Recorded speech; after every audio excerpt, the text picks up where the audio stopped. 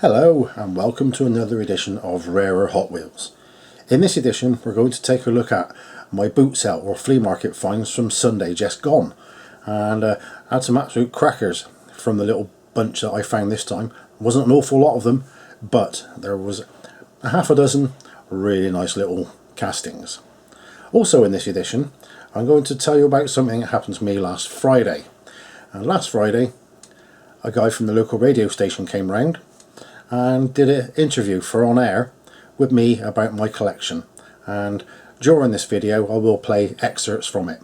Gotta go careful because it's the BBC and they might get upset if I play their stuff. So let's get on with the show, have a look at my finds, and you can have a listen to me coming out of the radio and not out of the TV. This afternoon, I love it when listeners get in contact, and when we did a Dom's Decade a few weeks ago, we were in 1968, and I just mentioned sort of flyaway comment really that in that year Hot Wheels launched in America, the little mini cars. And anyway, Reese from Gloucester got in contact and said, Dom, I've got a few of these cars. So I went round to his house on Friday night. Turns out he's got 5,500 of them. So you'll hear from him after the news at 12. Right, here's a quick scan at all the ones I found on Sunday. I say there's not too many of them, but there are some very nice ones in amongst this, including that Mustang-y sort of thing. A nice little Matchbox car. Bone shaker there, nice one. And an old Blackwall, in fact, a couple of them. And a chrome car I'm still trying to find something out about. Bit of Ninja Turtle, a cool deco van, pickup truck, sorry. And something you don't see often here, the VW bus transporter thing.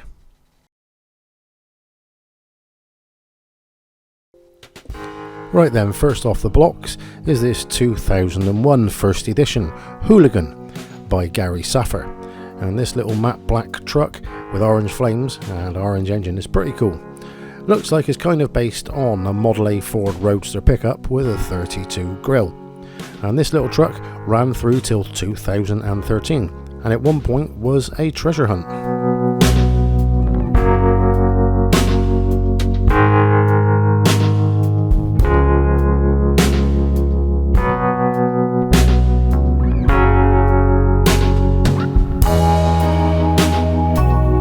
Now we switch over to Matchbox with this Chevy Pro Stocker race car in 7-Up livery. Now I've done a lot of looking and I can't see when this actual version of the car was made.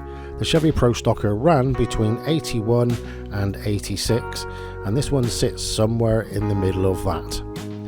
No idea when, but if somebody's got a clue as to when the 7-Up Pro Stocker was made, please let me know in the comments.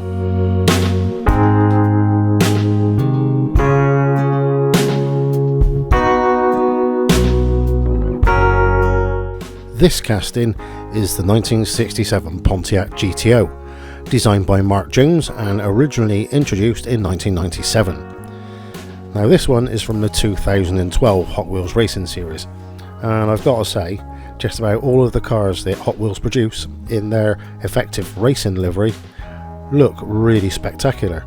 This one with the awesome candy blue and white stripes with the Hot Wheels logos on the hood and the doors looks absolutely brilliant, and it's got one hell of a gloss to it as well. Really like this. This model is still in production now, so keep your eyes out because it is an absolute corker of a full-size little car. This next vehicle is a vehicle I've neither heard of or even seen before, and it's called Power Rev. It looks to be loosely based on the Mustang.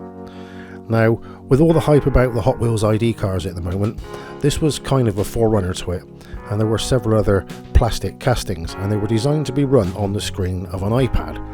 Now, I think the reason I've not heard of it is because I've been an Android boy all the time and never had an iPhone. But apparently it wasn't that successful, and apparently the cars or the apps didn't work most of the time, although they are still available. But I've got to say, it is a really cool looking little car. Very, very light, and I presume that's so it doesn't damage the iPad. But the tampos on it are superb. Absolutely superb.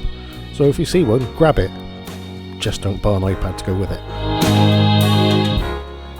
This next casting is called Silver Bullet, and it's a casting that is steeped in history and has gone under a few aliases over the years.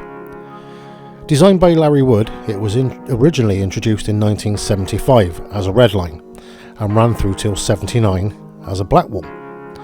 In 1985 it received a redesign, and it had the windows blacked out and was renamed Silver Bullet, which is what this one is from, with a Zamac body and Ultra Hots wheels on it and Ultra Hots tampos, and it is a really heavy casting. Now, coming on a few years, in 92, it was reworked again and added to the Gleam Team set and called Aeroflash. But you can say this is a quality car, as it is really heavy. When is a Redline not a Redline? Well, that's easy. It's when it's a Redline. From the 2005 mainline sub-series of Redlines, not the original 68 to 76 Redlines. Now, this 65 Pontiac Bonneville, designed by Mark Jones, was introduced in 2003 and features small SP5 wheels with Redline tyres on it. And this little car looks really good in lime green, and it's a car worth looking out for. Not as worth as much as an original Redline, but I guess if you've got it on the card sometime in the future, it may be worth something. This is a classic Packard, as designed by Larry Wood for the 1983 model year. Now, this car features white wall black walls and is one of the Malaysian produced ones, although in the same year there were also versions from Hong Kong. I'm not sure if there are any detailed differences between them, but this is a model that is still made today, although since 1983 there have only been maybe a dozen releases or less in different series, and the last one to hit the cards was in 2012. From the 2004 first editions, we have this Bedtime, a kind of wacky truck with a huge rear overhang and what looks like a Hemi sat in the pickup bed. Now, this car was introduced in 2004 and so far has only been reproduced in 2004. It seems to be based loosely on a 50s Dodge swept-side pickup truck, and certainly looks pretty good. It looks like a bit of a wacky El Camino style full-size pickup. Odd, but bloody cool. Well, what do we have here? I have absolutely no idea. It's got Hot Wheels logos on the sides. It says China underneath, but that is about as much information as I can find. But what it is a, I guess, 30s deco style semi-hauler. I'm guessing it might be a Hot Wheels copy, because the dimensions and casting aren't quite perfect, and if you look from one side to the other, they're not quite a mirror image of each other. But then again, it may be a poor quality control thing from Mattel. But whatever it is, it's actually really quite smart, and if anybody can shed any light on it, please let me know. And finally, we have a casting that is a bit of an odd find at a flea market in the United Kingdom, especially as these custom VW haulers weren't actually released here. This particular model is from 2015, and it seems like no other versions have been released since, so we have a first edition. Like I say, it's a surprise because in the UK they're very expensive.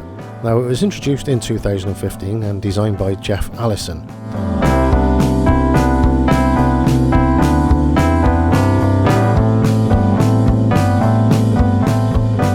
Well, that's all for this time, folks. Remember to check back soon for the next thrilling episode, which contains a 2008 set of Hot Wheels Designers Challenge, where Mattel challenged the designers of several big motor manufacturers to design a Hot Wheels to be produced. See you soon.